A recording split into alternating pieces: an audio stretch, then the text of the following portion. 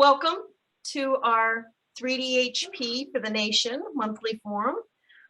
Really excited to have Jeff Langella here from New York State to talk about incorporating 3DEP data into their statewide NHD updates.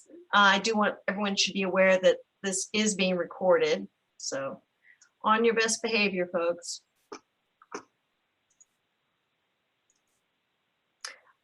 Again, just a brief project reminder, this is a USGS NSGIC cooperative agreement, and it's intended to engage state and local governments and private sector partners in the derivation of hydrographic data from 3DEP LIDAR and IFSAR. You'll notice a few changes in the slides this round. I'm not sure I got them all, but you'll see that we have a new acronym. And we have a new acronym that's in support of the USGS plans to develop a 3D hydrography program, similar to 3DEP. So we're going with 3DHP for the nation. And that's maybe a temporary logo, maybe permanent, we're not sure. So that's where we are on that. Note, also please put your full name and organization in the chat. This helps us monitor participation. We appreciate that. Feel free to put questions into the chat during the presentation anytime. We will walk through them at the end of the presentation. And we appreciate you joining here. I'm going to take just a second to update you on our current activities. To the right are the 5 primary tasks, and the first 2 are to facilitate monthly information webinars, and that is our 3DHP monthly forum. And you can look at past webinars at the NSGIC Learning link. Right now you need to search for EDH, but we are working to implement 3DHP as a keyword as well at the Learning link. I haven't had a chance to coordinate with Emily on that yet, but that is in the plans. And then our second task is to establish a 3D hydrography communities and online workspaces. Folks should be aware we have both a 3DHP for the nation interest group that may be still called EDH. We'll need to make some updates there as well. You'll hear that throughout today. That's for general information and project updates. And we did meet recently at the NSGIC annual meeting. We had a Data for the Nation breakfast meeting. The term Data for the Nation we're using when we're doing joint activities that are relevant to both 3DEP and 3DHP. And then there's also the 3DHP for the Nation working group. And this requires active participation in project tasks. So if you're interested in actually working on any of these tasks, please join both the interest group and the working group. The working group is currently working on compiling 3DHP critical factors, and we'll talk about that task in just a moment.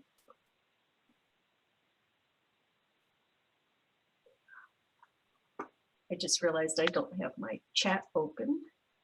Thank you. And thank you all again. If you're just joining us, please add your name and organization to the chat. With our third task is to inventory state and regional 3D hydrography experiences. We have a 3DHP experience inventory.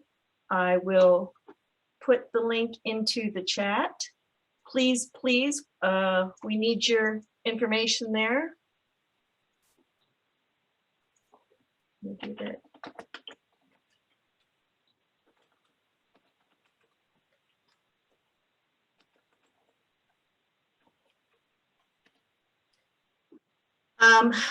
And then the fourth task is to derive 3D hydrography critical factors. That is a project we're currently working on. We have a set of draft critical factors that we derived during the September 24th critical factors workshop that was held at the annual meeting. And that list is currently in refinement and review by the 3DHP working group. If you are in the 3DHP working group, watch for an email soon. We'll send you to the Jam board, and you can add your input there as well. Finally, and then once we have critical factors, the next step is to identify potential resources that can be used to support these activities. And finally, our last task is to establish and manage a NSGIC 3DHP info hub, and Phil is working diligently on that. So any questions about the current activities or tasks associated with the project, where we're going or why we're here? feel free to speak up.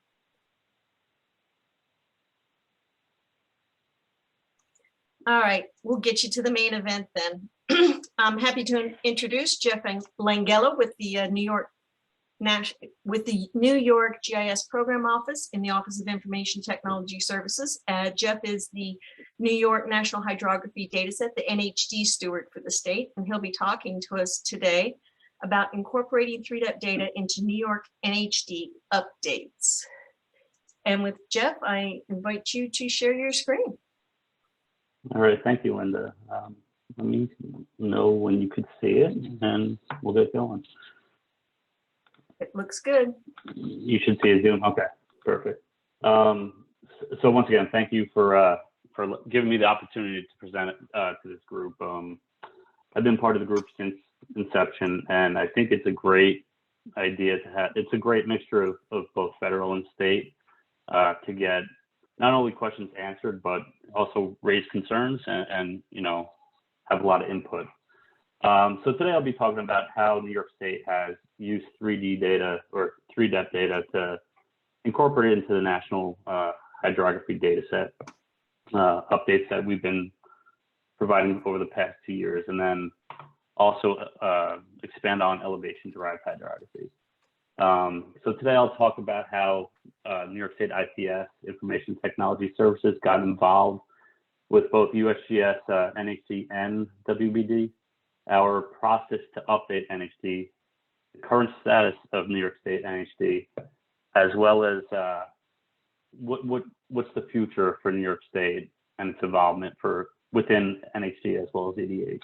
And I'm hoping that last part is more of an open discussion. And, you know, as stated, you know, this is a good group to talk to because there are USGS people here that might have answers to the questions I have. And if I have them, I'd like to think other states probably have some similar questions. So I think it's a good forum to talk about it. So under New York State GIS Program Office, we have several programs. 4 of the programs which I worked on closely relate to NHD. The GIS Program Office has been flying yearly ortho imagery since 2000. We capture roughly 1/3 of the state each year. The whole state has been covered multiple times, and our base resolution right now is 1 foot. We have plenty of areas of 6 inch, and this is all leaf off 4-band ortho imagery. So it's a good source for NHD improvement. I also work on GIS data improvement. We act as a clearinghouse for New York State. We have access to hundreds of data sets from various federal and state agencies that keep us up to date, that we try to keep up to date as the best we can. This kind of all spawned from 9/11 and not having good data throughout the state. So since then, we started pooling all different federal and state resources of data, and we try to keep those data sets as up to date as possible. And this does include hydrography data. We respond to flooding events, hurricanes, and when you're working in the state bunker doing map requests, you don't want to be the one who has to choose which hydrography data set am I going to use in this case. So that's kind of leads up to how we got involved with NHD as well. And we also work on LiDAR data. We've been collecting, reviewing, and distributing LiDAR data since 2008. And then we've done additional work with LiDAR data that I'll talk about on upcoming slides. New York State currently has over 50 completed LiDAR projects. These LiDAR projects date back to 2005. Since 2014, New York State GIS Program Office has managed to collect, review, and distribute 15 state-run LiDAR projects, totaling just under 20,000 square miles. And we're heavily been involved with the 3DEP since its inception. And we just had our 6th 3DEP project accepted by NGTOC, I think a week ago. And we've also put in for a 2022 BAA. In New York State, we're pretty lucky that we have, high quality LiDAR data coverage. Our state's almost fully covered with just, beyond quality level 2. But for 3-depth spec LiDAR data with the existing FEMA and USGS projects, once those are accepted, which hopefully will be any day now, we'll have almost full statewide coverage of LiDAR data. And that's important because the reason we got involved with NHD was we work on several data sets that could aid in improving of NHD. We with all those 3-depth LiDAR projects, we've have access to tens of thousands of LiDAR hydro-derived hydro brake lines. These are brake lines that have already been delivered to, reviewed by, and accepted by the USGS. And this is kind of what triggered us to get involved with NHD. We're sitting there thinking, well, we have all this data that's been collected, reviewed, and accepted. So why is it not part of the same product that NHD is part of? We also have access to, through the NSGIC, the New York State Digital Orthophoto Program, access to 20 plus years of yearly ortho imagery dating back to 2000. And if you use NAP imagery, it's even to the 90s. So this serves as, and it's all leaf off springtime imagery. So we have a good source to look at different years of orthos for a specific water feature. And we also have access to multiple hydro data sets, all have different strengths that we wanted to fold all into one. And that data set ended up being the NHD. So back in July of 2019, New York State IPS signed an MOU with USGS, naming myself as an NHD steward and a co-steward for WBD. In total, we have 4 state employees that are trained in NHD editing. We have a lot of goals when we first started NHD. A lot of our data within New York State dates back to the 1980s, and as one can imagine, and I think this is a reason for EDH is to let's get all that updated. Let's get all the states on the same plane and have the same data. So our first phase, for lack of better words, for NHD update was to really focus on NHD water body. And we chose to focus on NHD water body and area where we already had 3-depth brake lines. So on an NHD update, typically what we would do is check out a HUC and then review the existing HUC as it stands. And we're going to go through each record and identify, should this feature still be here? And if not, we're going to delete it. It's a classification, right? We're checking different years of ortho imagery to see if it's in fact a perennial pond.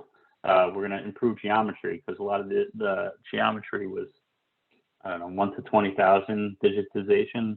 And we're going to also add missing features and where we can apply missing names through other data sets that we have. So our goal was to have one hydro data set for New York State. And we're going to use all these different data sets to improve on the NHD. And then finally, produce a statewide web service for use in different applications that various agencies, federal and state agencies could ingest into their apps. So just to go through an example, in this one 8-digit HUC for Shenango, which is in central New York, we went through all the different geometries and we marked 276 records for deletion. And these are obviously deletions where there's now a house or a road there.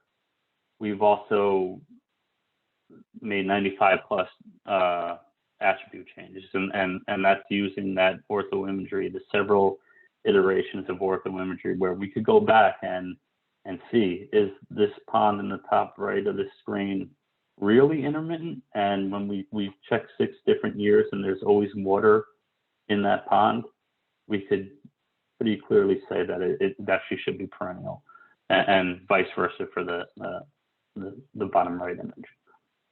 We also made minor improvements. So these are either click and drag the pond over to where it should be, maybe do some slight adjustment to the line work to make it more appealing to as a cartographic standpoint. So these have no changes in breach code. These are all done through the NHD toolbar. And in this one HUC, we've done 438 improvements.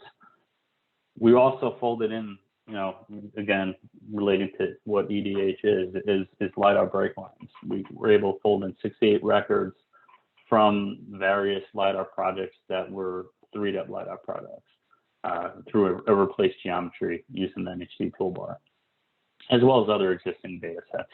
So in this example, you can see that those orange break lines are actually 3D break lines that replaced the overlapping light blue break lines, or water features, I should say.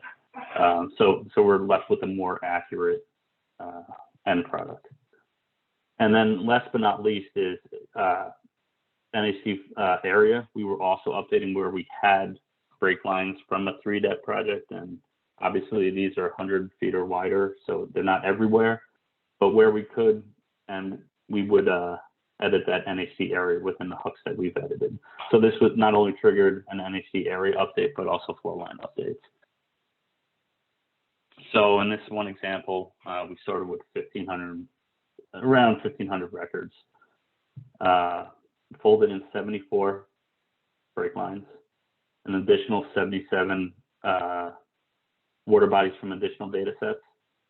We then go through using the latest and greatest ortho imagery that we have at a 1 to 5,000 scale, and we're just lawn mowing through pretty quickly, dropping points where we see water bodies, and then someone else goes back through and digitizes those water bodies and assigns them. They'll look at multiple years of orthos.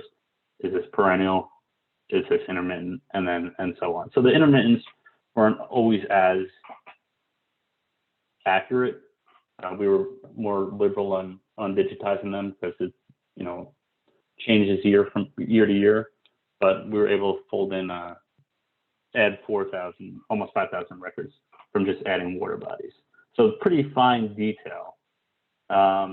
So in the end, our HUC went from around 1,500 records to over 6,000. And again, this is, you know, adding digitized water bodies, folding in additional data sets, deleting 276 records, and so on.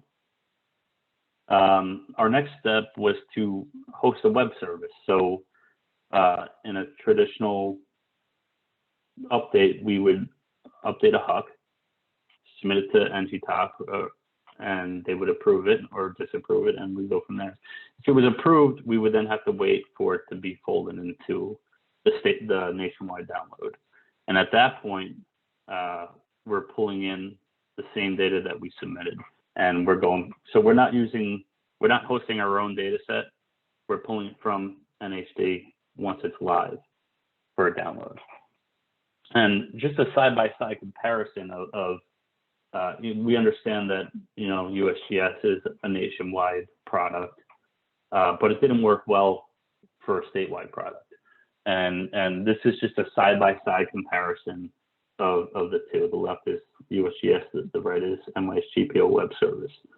And at a statewide level, we're drawing some of the bigger water bodies, you know, anything that's over 10 square kilometers. And then we're gonna also show NHD area where it's above 25 square kilometers. And we're only gonna label the very big water bodies. So, you know, the Great Lakes and the Long Island Sound. Once you start to zoom in, again, on the left, nothing is turned on yet. On the right, more water bodies begin to turn on. We're now drawing water bodies that are larger than half a square kilometer and labeling, you know, anything that's above 20 square kilometers. You zoom in a little more, and now we're starting to display NHD area everywhere and finer detail of NHD water body. And around 1 to 72,000, that's when the USGS web service turns on, and they turn on everything. And so the difference with ours is we're filtering off some data. We're filtering off sewage treatment plants, swamps, where swamps was never really a good thing in New York State. And again, this goes to EDH, where everything has to be consistent or should be consistent, where state by state, it's more what one state might be doing something another state's not doing. So in New York State, swamps was never really valid water body classification. We're also turning on flow line at this scale, and we're turning on but not displaying artificial path. And the reason for that is we use artificial path to label NHD area. So we could label, I can't read this, so it's not a great example, but we're labeling NHD area right here, whereas it's not labeled within the USGS web service. And finally, once you zoom in close enough, everything's on. With the one thing we did notice is that the USGS web service might lag from the USGS data, whereas we're only updating our web service when we pull an update. So the good thing is, if you're ingesting the web service that we're putting out on Friday versus Monday, when we do an update, all of a sudden you'll have more up-to-date data. We also wanted to improve names. And as I'm sure most people on this call are aware, is NHD only allows name features that are within the GNIS. And within New York State, that's just under 4,000 records. Where we were able to fold in additional names into our web service. So kind of lied a little bit before when I said we're serving out what we're downloading. We're applying a couple more fields after we download from NHD. So all the geometry, the flow line, all that is the same, but it's at this point where we add what we call a GPO name field, and that is populated to whatever the name is within NHD, plus any additional names we're able to fold in from different data sets. So we have roughly a little bit over 5,000, so 1,300 more names than is in NHD alone. And then we have an additional 650 names that we could still fold in once we do updates to additional hubs. The goal would be to have these added into the GNIS, but just seeing other presentations, from what I'm told, it's quite a battle just to even get one name put in. So I don't know if we have the resources to do that, or maybe there's a better way to do it in the future. So as far as NHD status goes, this is our map as of earlier this month or last month. Anything in the dark green have been uploaded to USGS and accepted by USGS. We have several talks that are in preparation, various stages of digitization or updating geometry. We have one that needs improvement, one that got bounced back, and this kind of leads back to, I'll talk about later about, well, how does ED elevation-derived hydrography help with identifying things that are wrong in our data set. So since 2019, we performed thousands of edits, tens of thousands of additions to these 7-8-digit hooks. They're primarily in NHD water body, and they're all now live for download through NHD, through USGS. This map has remained in this status for probably since COVID started, and that's for a majority of reasons. One reason was a lot of the state was closed down to edits for probably 6 to 8 months for the NHD Plus up, and then COVID happened. This is also due to personnel. We lost a lot of people since COVID, not from COVID, but since COVID, due to retiring and unable to backfill those positions. And where I'll get to later is this is the way New York State handles it, this isn't a project. This is just something that we work on when we have time to. You know, we had a year where we didn't fly ortho, so we were able to get a lot of stuff done in that year. Another reason is because of EDH and unknowing of what's going to happen from that. And so on to EDH. Not to spend too much time on it, but you know, we spent the time, and I read through the acquisition specifications and the read rules.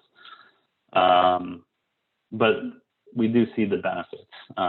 You know, the big benefit is to line through that data with NHD, and this is probably the main reason why NYCPO got involved with NHD to begin with is we were sitting on those LiDAR break lines, and we thought it would be an easy push to have those break lines accepted by USGS. Again, nationwide coverage. You know, NHD is on a state-by-state basis. Some states are more progressive than others and are more up to date. You know, New York State is roughly 80% out of age. We have a lot of data dating back to, you know, 40 years when I was born. So it's pretty old. And, you know, I think it would be good to have a nice, consistent data set with guidance. You know, hopefully it's similar to, there's tools that are made available to make data better. I'm not a hydrologist, so and neither is anybody that I work with. I'm a GIS user. I work on LiDAR data, and I'm pretty comfortable with, you know, replacing and updating water bodies. Flow lines is not something that I'm too excited to get into. So if this is a way to improve that and guide that process, I'm all for that. But that's not without concerns. And my main concern, and Linda, and the group, I guess, is this part of the presentation. I am fine with anybody jumping in. I want to treat this as an open forum. So if you know the answers, or if you're a state that has a similar concern, I ask you to speak up, because I think that's one of the reasons why this group is formed was, all right, let's make sure we're all on the same page, or am I understanding something wrong? And I'm not saying there's a good chance I am. So is that okay with you, Linda? Well, that's absolutely fine. I do want to caution that I know we have a lot of USGS representation on the line, and I don't want them to feel like they have to, I just want to caution them, they feel free to jump in where they feel like they can contribute, but they're bigger issues probably. So they don't have to explain everything, right? No. And if they, and believe me, we appreciate everything they do. And I know that, you know, not everything has been ironed out. So I guess my biggest question is, from what I understand, is EDH is a tool to help enhance the NHD. And I've heard two different things. I've heard it will replace NHD, meaning if that 8-digit HUC that I explained through before is one that is outlined to be updated using EDH or whatever acronym it is now, is all that work we've done is going to be wiped away and replaced. So if that's the case, that puts me as a manager in a tough spot where we spent, I don't know, 2 months doing that. And why would I have anybody spend 2 months on additional HUCs to do these improvements that might eventually get deleted?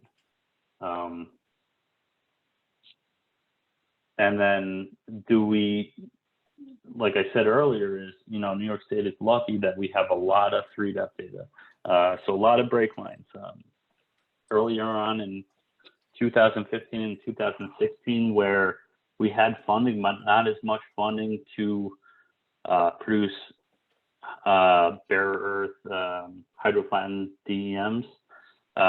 We flew these 2 projects that are all on 3-depth specs, with the exception of having hydro-enforced brake line DEMs. So they went through through our review. So they didn't go through USGS's review. So I guess that there's a little difference there, but they're flown by the same contractor that has done other 3-depth projects for us, and that were accepted by USGS. Since then, I believe they have been brought into USGS. I was working with Doug Freehafer years ago, and I know he did stuff to try and get them in, and Eliza Gross was, I think, taking that over. So the question is, are these brake lines, although not 3-depth, can they be used in this NHD update process? And then what happens to the water bodies that don't have brake lines? So if I read through the 2 documents, and again, Linda and USGS, I could be wrong, but what I thought I read is that for it to be in EDH, which to me is that in NHD down the line, do these water bodies need to be 3-depth brake lines? And if that's the case, we're going to go from 6,240 records to 894 records in this one example. Again, throwing out 4,500 water features. So 85% or so of the edits that we've compiled do not meet 3-depth brake lines. So again, what happens to this data? Or maybe this is a way of, I'm sure there's other states that are in similar situations where we try to have a high resolution NHD, and I understand that the data has to be conflated and has to be all done in a similar way, but what happens to that data? And, you know, we're not saying that we wouldn't continue. We could do something similar to what we do with naming, and, you know, this would be on the right, the USGS service, and on the left would be the MIS GPO service, where it's built on the NHD and we're folding in additional geometry behind the scenes. So our end users that ingest the web service can take advantage of that, but that's kind of going away from why we got involved with this in the first place. Was we wanted it to be one unit data set. So if someone from New Jersey downloads the data from USGS, they would have different data than what we have. Hey, Jeff. And yes, we have a question while we're on here. Shoot, yeah. It's from Ellen in the chat. What do you mean by your water bodies don't meet the EDH specification? They don't have Z values, they're smaller than the standard outline? Yes, correct. Yeah, so let me go back. That's a good question. So this on this image, all I did was select all water bodies. So on the left is everything that's currently in the HUC as downloaded by through USGS. On the right, these are the only ones that have Z value break lines that are 2 acres and above. So if the cutoff is similar to what 3-depth is, and it's 2 acres and above, 100 feet or wider for a NHD area, is those don't, anything lower than that, the way I read it, and again, I could be wrong. So that's why, I kind of want to present this is someone might already know the answer to this. So if they're under 2 acres, which 4,500 of them are in this case, they don't have Z values, will they not be part of the NHD anymore? Hey, Jeff. Yep. This is Ellen. I don't know what the approach is going to be for water bodies that are smaller than what's outlined in the specs, but I do think the USGS plans to incorporate your water bodies as breakline features, because I think it's pretty easy to assign them Z values. So I don't think that in and of itself will be an issue. And that's a good question, and that's a good answer. It is, yeah. If all it was assigning Z values, we could simply do that. But what would happen there is these are obviously not hydroflattened features, so they wouldn't agree with the DEM. The Z values would be different for every vertice on just about every pond that's above below 2 acres. So, you know, just something to think about is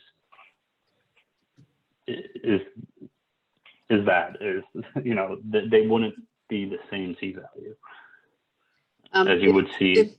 Go ahead. Hi, this is Sylvia Terziati. I just, from USGS, I just wanted to clarify a couple of things. We're currently writing some guidelines for exactly this issue.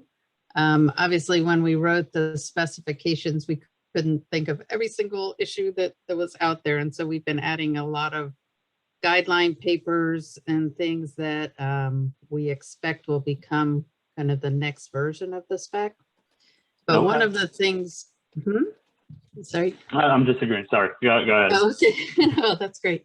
But yes, absolutely. We would love to have these extra polygons as part of the EDH into the NHD. There's a little bit of confusion between what is a break line and what is just a polygon outline.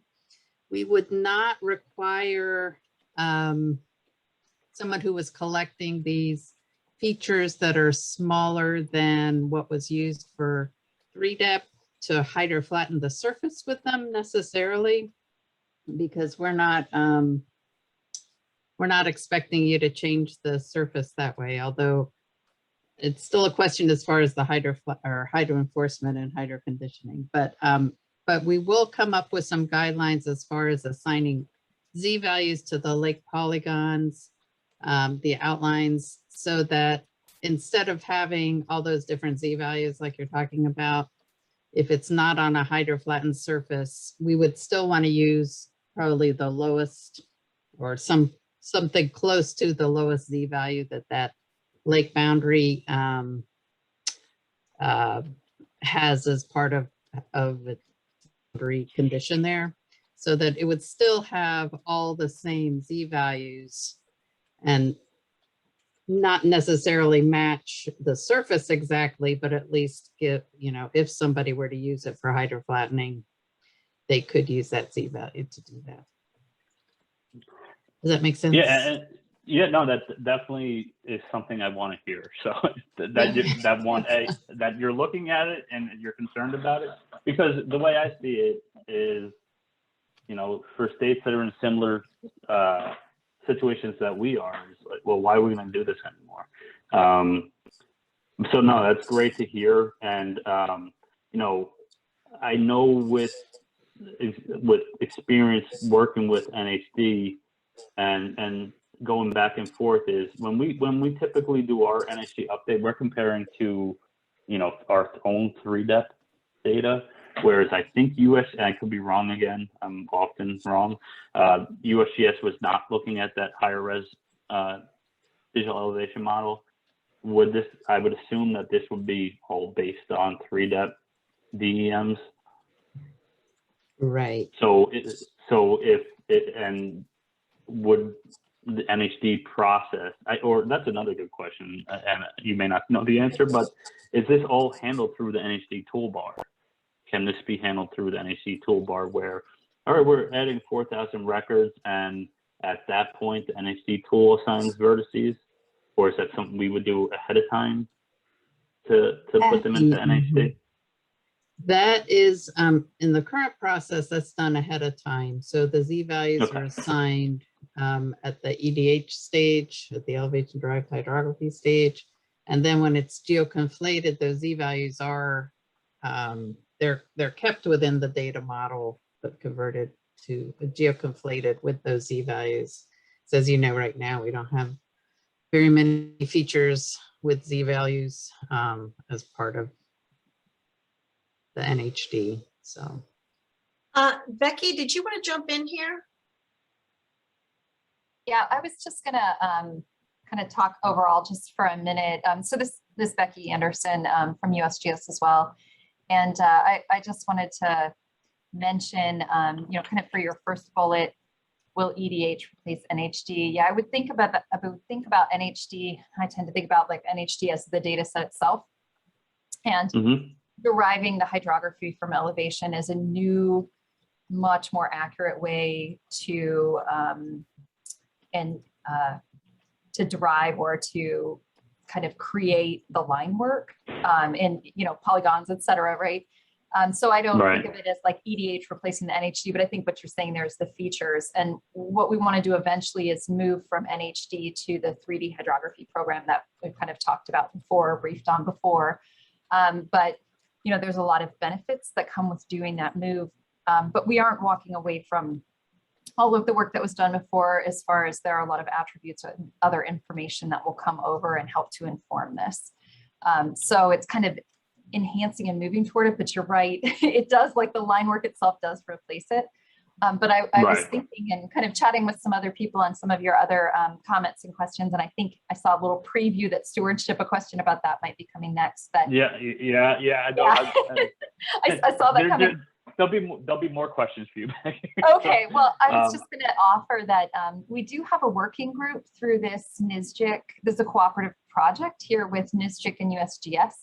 So we're all working very closely in the background on this, and there is a working group, and it might be great to have, we were already talking about having some kind of a workshop or some calls to discuss stewardship with stewards and kind of GIOs and GIS coordinators together.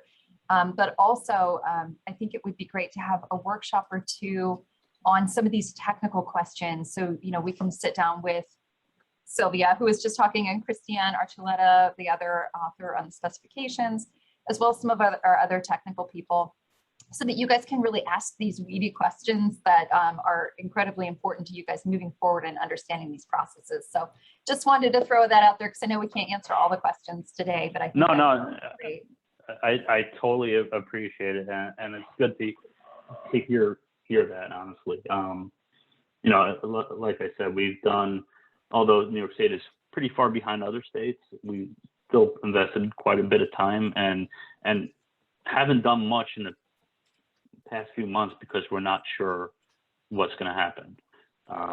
You know, with the people that I manage mostly work on orthoimagery, elevation, and data improvement. So we're doing these updates in between different cycles. So typically, you know, summer before we start getting orthos into review is when we would focus some of our people on these updates. And then we're also working within the state to identify, you know, talking with the previous steward, and then also other people in the state. All right, well, where do we want to update this first? So, and that kind of goes on to, you know, additional stuff. And Becky, I think I stole this slide from you on the one of the previous Zoom calls. All right, now I'm a steward for New York State. What is my role? Am I no longer checking out entire HUC and doing all the updates that I would do? Or is that still an option where I could check out a HUC? Sure, I have more tools I have to run to get it to work within EDH, but is that still an option? Or is it all going to be on, you know, Gypsy contract, or like we do a lot of 3D data on a co-op with USGS. That being said, is currently we have zero budget for this, and we've been doing this for free. You know, it's only the state employees pay that is going towards this. We've brought up EDH in several state meetings, and there is an interest in it, but I don't know if anybody wants to pay for it. So is that NHD update process could that be still handled at the stewardship role, where we could still submit a HUC or get a bulk of the work done, and then maybe USGS takes over so they don't have to do as much work or pay for as much, where, yeah, we can incorporate break lines. I could definitely apply Z values to break lines or to water bodies that aren't currently a break line. Sure, I could do NHD area updates,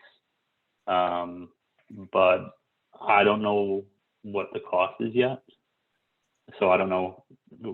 Essentially, we don't know what the cost is yet, or what the need is throughout New York State. I'm sure there's certain areas that we would have no problem getting funding for, like the New York City watershed. There's a lot of interest in that. It's a good group that typically could help fund. They fund LiDAR for us and upgraded 6-inch ortho imagery. I'm sure they would probably want to update EDH, but outside of that, I'm not too sure on how much money we could bring forward.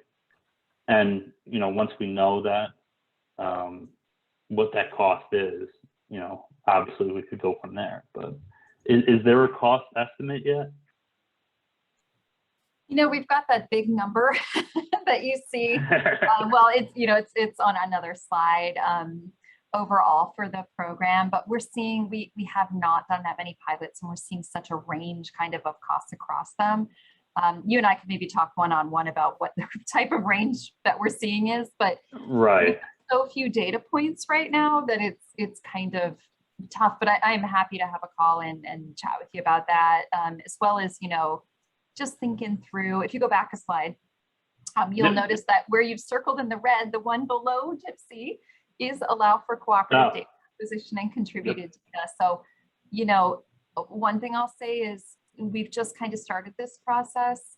We don't have, the type of data that 3DEP has yet coming in, but if we were to get that kind of data, there'd be, some money for partnering.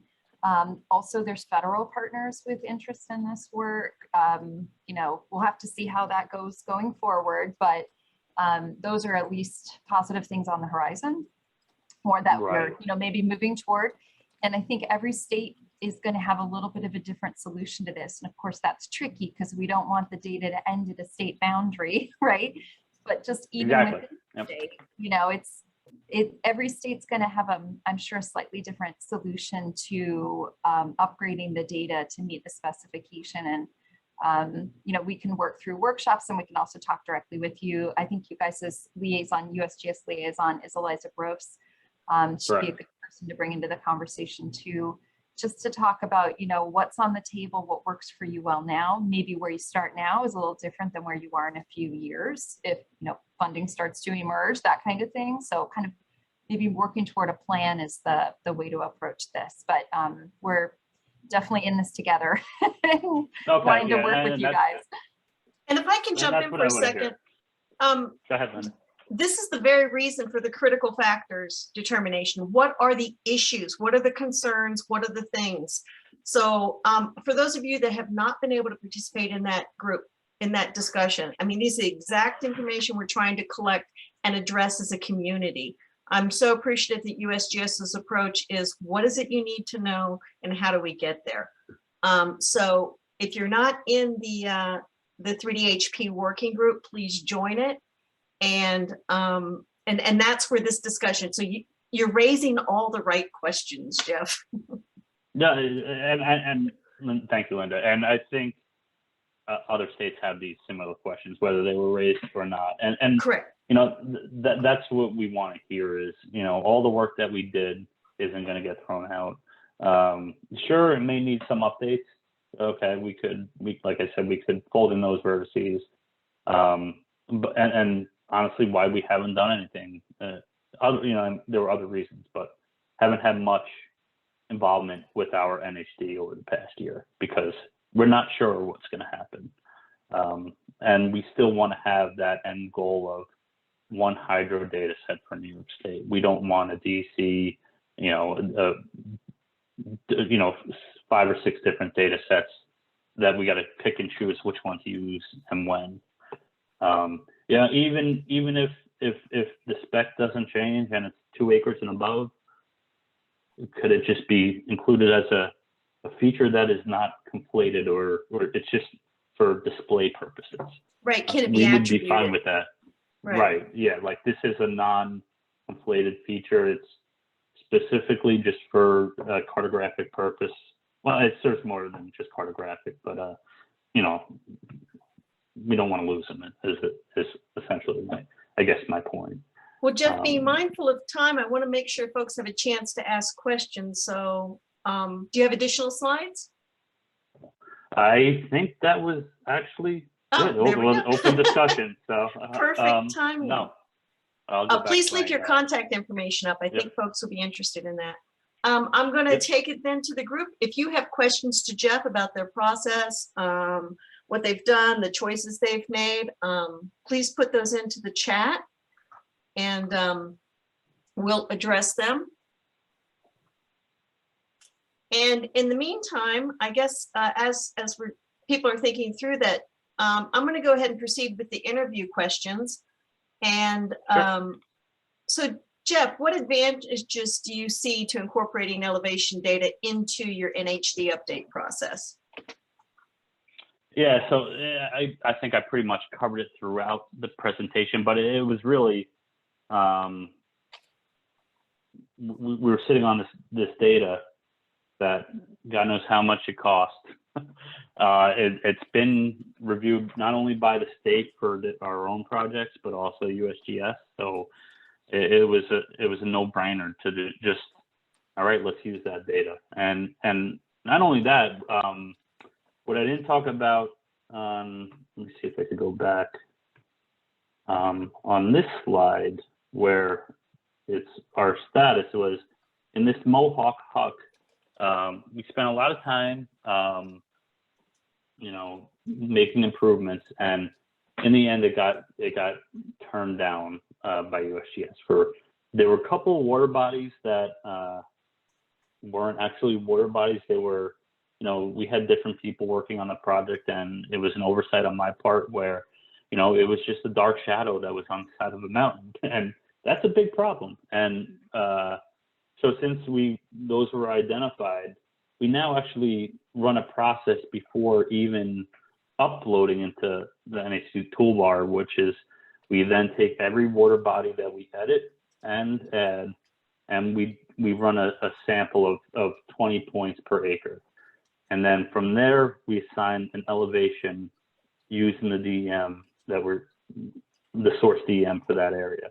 We can then look at what the range is in difference of points within that one polygon, and very quickly identify any bad water bodies or water bodies that we need to tighten up where, all right, in the orthos, you can't really tell, but I'm now looking at a digital elevation model or a contour where I can better digitize that water body. Mhm. So it's served, LiDAR in general and its end products have done nothing but improve our NHD process. Excellent. Let's jump back. There was a couple of questions. First of all, from Josh Greenberg. Josh, do you want to state your question? Sure. Can you hear me all right? Certainly. Yeah. So we've run into a similar situation you have with naming, where there's a lot of local naming conventions, and the process of getting those officially adopted is very time consuming and probably often outside people's abilities. So, but I was curious, I think it's good. I appreciate having authoritative names, and I like your solution, but I was curious if that causes heartburn with any of the USGS folks online, or maybe this is something we address later on. Well, Josh, could I ask what state you're from? Oh yeah, I'm sorry. I'm the steward for Washington State. Washington. Okay, perfect. Just to answer that, not stepping on anybody at USGS, is none of this is within USGS. Any of those namings. This is just additional namings that we hang off our web service. And in the metadata, it clearly states that MYS GPO name the ones that are doing the labels within our web service are both a combination of GNSS from USGS NHD, and then we actually list our other source, whether it's from our area hydrography data set that we have or from a DEC data set that we have. But I would like to hear USGS's response on that, and because Josh, talking with other stewards, it's almost impossible to get just a handful of names into GNSS when we're talking about 2,000. And like I said, this is not my full-time job. It's very small percentage of my job, and it would be good to know if there was a better process to get that done. This is Becky. I'm going to invoke Linda again and say, please add something on names that's pretty big and bold in the critical factors. It's a complicated issue and we don't have time to go through it now, but I really would like to talk with you guys about it. It's okay, on the great. agenda. Okay. And Linda, will there be could there be a Zoom call about addressing the critical factors? Oh yeah, again, are you, we're doing this through the working group? If you're, I'm part of 2 working groups for EDH. I assume that it's in there. okay, you will be receiving, we're refining the content that we got. Were you able to participate in the workshop last month that we had during the annual conference? I was not able to go to the conference, so Okay. no. We are refining that information, and we're going to put that information back out to the working group for response and additions. So just stay tuned and you will be seeing it. Okay, perfect. Phil, did you want to ask your question? Yeah, Jeff, you were talking about classifying the periodicity of water bodies, or I assume lakes and ponds. Did you do any classification or reclassification of any river stream features that way using historic imagery? No, and so that's a good question. Is like I said, the main first phase, which we're not even, I don't know, 1/6 of the way through, was let's just focus on these water bodies. These are things, and even talking with other people that are above me is, even if it's more aligned with the EDH, let's just fold in the hydro break lines, check out a HUC, replace, and add and resubmit. That's a huge improvement. We started off running. So the only flow line edits we do are where we have to realign for a water body or NHD area. So obviously if an existing flow line is now going through a water body that wasn't there, it will be now artificial path through the water body. And we, learning from our first HUC and gotten better with each additional HUC is we now, and dealing with the people at USGS, we were dealing with Joe Scallett and blanking on the other name right now, but they were great at well, you added this water body and this flow line's going in and out. So we were mindful of that. So that was another process that we improved on is typically when we're doing our water body digitizations, we're just looking at ortho. So at the end, we then intersect any of those, say 4,000 water bodies, intersect them with flow line, and then we can look at if we should realign those flow lines to not go in and out of a water body, but through the center and then out. And then if we were doing any flow line edits, we would go, I don't know, a couple 100 feet up leading into and out of, but other than that, it wasn't much flow line work. At this point, and as I stated, is I'm not looking forward to that. So that's where we see, EDH as it being a huge improvement. Is will there be a tool that will help that identify flow lines or stuff like that, where you load your existing flow lines, you load high resolution DEM, and then it makes suggestions, and then you just approve them or disapprove them, something to that extent. Well, we are at 4:01. I am going to thank Jeff very much for his presentation today. Appreciate you sharing this information. Let me switch back to the presentation real fast. Can you? Okay. Do I have to stop? Let me see. Yes. I can stop. Yep. Okay. And I have to, oh shoot, I clicked on the wrong, there it is. Da, da, da, da, da, da. I just wanted to, I will follow up these interviews. Can you, am I sharing now?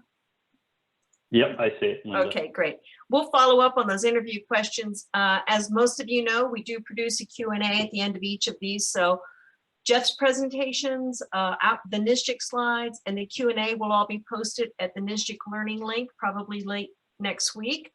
I just wanted to remind everybody, the forum is held the third Wednesday of each month, 3 to 4 p.m. Eastern. And based on some of Jeff's questions, and I think this will be very interesting, we're fortunate to have the U.S. Fish and Wildlife Service joining us next month to talk about concurrent mapping of NWI and NHD data. So just to complicate the process a little further, we're going to learn about how these data sets are trying to be aligned. So with that, again, I want to thank Jeff. I want to thank everybody. If you have questions, you can follow up with any of us. Our contact information is there. We can share Jeff's contact information. And I appreciate everybody taking time out from their afternoon today to join us. So thank you. Thank you, Linda. Thanks, Jeff.